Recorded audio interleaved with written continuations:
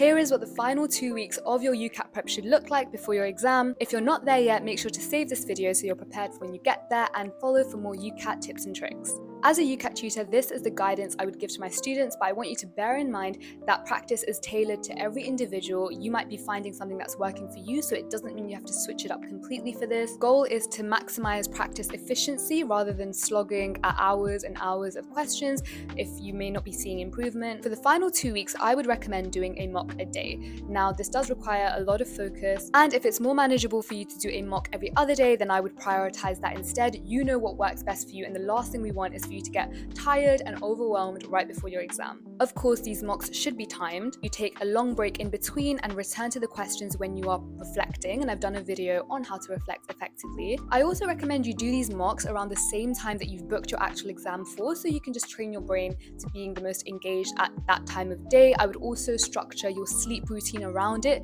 You need minimum 7 to 8 hours of sleep in order for cognitive performance to be high enough to face the day and to retain the knowledge and skills that you've been picking up. I've done a video of my evening routine / night routine before the UCAT if you're interested. These last 2 weeks, you're also going to be zooming in into the weakest points of your practice. You're going to identify the question subtypes in each section that you're performing less well in. Please make sure you're engaging in a 10-minute mobility or stretching drill between your practice. It's so important that you're keeping up with movement. And please make your evenings at least screen-free. They have a big impact on your sleep, and you're already staring at a screen for so long doing all this practice. I would do the UCAT official mocks in the last week, in fact the last 4 days before the exam, because they are said to be the most accurate to the real exam. But again, don't be put off if your scores are fluctuating. This is very normal for students, and the difficulty seems to be varied between the official mocks as well, so bear that in mind. And my last hack is to try and finish off each mock exam or set of practice with a couple of easy win questions to protect that confidence, to keep building it up, and to exit on a successful note before preparing for the next day.